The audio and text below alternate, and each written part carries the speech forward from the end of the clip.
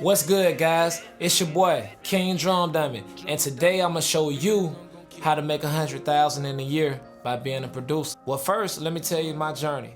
So in 2014, I was doing sessions at my grandma's house, and basically what happened was so many people were, getting dropped off at the house and didn't have rides back or taking too long during sessions. So I just said, you know what, I'm gonna start putting beats up on the internet. Y'all can write to it before y'all come to the house, and when you get here, we'll just record it then. By me doing that, I had to put something in the title when I put the beat up. So I was just like, this sound like a Boosie type beat, so I'm gonna put Boosie type. This sound like a Zaytoven type, so I'm gonna put Zaytoven. And I had already knew about doing that just from SoundClick and, other people doing YouTube, but I thought it was so hard to sell beats online. So basically, by me putting those beats up for artists around the local area to come write to and come back and do sessions, whenever they had the verses wrote or whatever, it ended up creating a wildfire and the world started getting on to my beats. And in the description, I had my email in there. So I never knew that it was gonna happen. I just started getting emails like constantly like,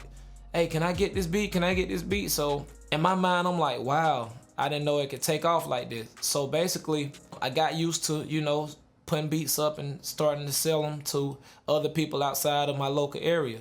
So what I did was I was doing a variety of type beats at first. And don't get me wrong, all of them were kind of doing something. But I ended up sticking with the Zaytoven type beat all through 2014 and the Boosie type. Boosie was locked up. My Boosie types wasn't really doing that because, mind you, I was doing it in a variety. I wasn't doing it consistently.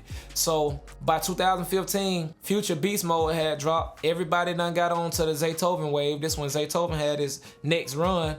So everybody started doing the Zaytoven type. So I said, you know what? I'm gonna fall back and I'm gonna just start doing these Boosie type beats. So I started going hard on doing Boosie type beats. Out of nowhere, it just started blowing up and I started just making my run. The first year I might have made 41,000 on the internet. 2015 I made 41,000. 2014 I made 5,000. I started at the end of 2014, made 5,000. 15, 41,000. So by me seeing the producer Taz Taylor on Instagram and Twitter, showing that he made 500,000 in a year, I was telling my buddy Shamu, I was like, I'm gonna make 100,000 next year, which was 2015, which I ended up making 41,000. But 2016, I came in and I kept doing those Boosie type beats consistent, and I ended up making $100,000 in that year. Me getting to the point, what you gotta do is find you a type beat. That's the main thing you need to do. Find you a consistent type beat that you're gonna upload like all the time. Cause people are repetitive. Believe it or not, we love shit that's repetitive. Like we act like we may hate it, but every song that comes out has the same chords in it all the time. It's just different tempos, different styles of it, different, it's just different. So basically, find you a type beat, stick with it, be consistent. After that, you wanna make sure your title is, I swear that's so key. The title, to me, is everything. Like when I name my beat, I try to name it something that just grab the audience. Like, you basically can make a song with the name that I gave you. Like, believe it or not, plenty of people make songs by the name I named the beat. And the artist you choose for the beat. Cause like I said, remember, all these beats are basically repetitive. It's just the different drums, the different bounce you put on it that can make it sound like a different lane that it's in. So choosing the artist that you want to put for the beat is an important thing too, to go along with the title. Like, sometimes I might make a beat. It may sound like Lil Durk can get on it. It may sound like NBA Youngboy can get on it. It may sound like so many different artists, but once you pick that name to that beat, you make sure you pick that artist. And it like, it all combines. It almost feels like that artist would make that type of song with that type of name to go with it. It's a mind thing. Like, I know this sounds weird me saying it, but it's actually a mind thing. You playing with people. You just trying to trick them into, you're not really trying to trick, let me get that right. You're not trying to trick them into your product. You're just trying to lock them in and bring them fully in. So you want to have a consistent type beat. You want to have great names and titles. And third, marketing wise, you want to make sure once you're on your social media that you don't look like a robot. And it sounds easier said than done, because I'm to the point where I have so many subscribers and so many people hit me up every day that I can't get back to everybody. So I'm working on that as well.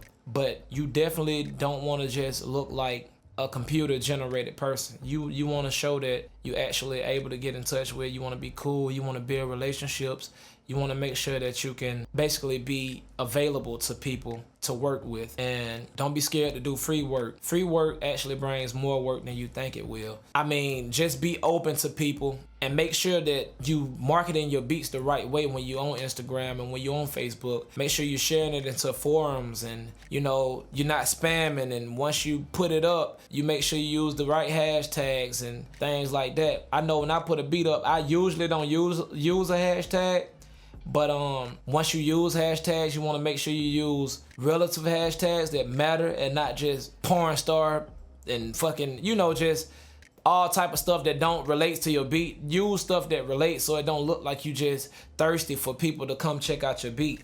And that brings me to another topic. Make sure that you actually put in the work for your beats to be like the shit. You know what I mean? Like, that's what people get confused at. A lot of people think they're just supposed to throw beats together, put them out, and they're just supposed to go out like that. You got to make sure that you putting good care and soul and loving into your beats for people to feel like it's a connection. Once you put it out to the audience or to the rappers, once you put your soul into it and you put it on the internet, and then a rapper get it and he put his soul into it, that's what start making that, you know what I'm saying? That's what start making you pop even more. You don't just want to be throwing stuff out there. Let me see, is there anything I'm missing? What else did I do? That's really about it, man. I was just being consistent, throwing beats up, and I was in my own lane. Like, I literally was in my own lane. If you go back and check the timeline, you will see that Drumdummie came out in his own lane.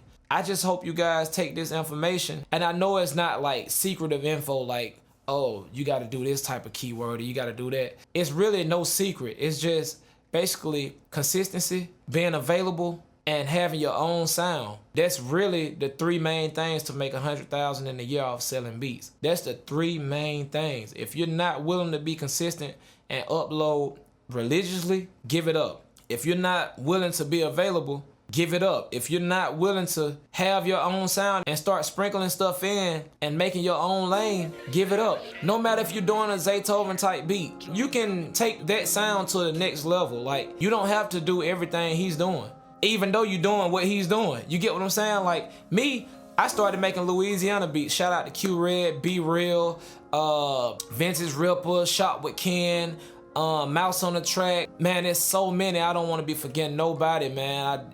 If I forgot you, you know I fucks with you. I just want to shout out everybody in BR who I came up behind listening to and got influenced by. But honestly, my sound come from BR and a little bit of LA, DJ Quick, you know, Battle Cat, and guys like that. And then you go back to the A. Lil Jon is one of my favorite producers, and you know, I just started blending all the sounds I came up working with into that one Louisiana sound. So once you hear my beats, a lot of people be like, damn, this sound like it should be on GTA. It's because I be using like weird sign leads and stuff that you would hear in West Coast beats, but I put it in a Baton Rouge type beat or New Orleans type beat. So it's kind of like a blend. So basically, I want you guys to take all this game, go lock in, get in the studio, be consistent, go build some relationships, go create your own sound, and go make you $100,000 in a year like I did. I'm out. Drumdummie.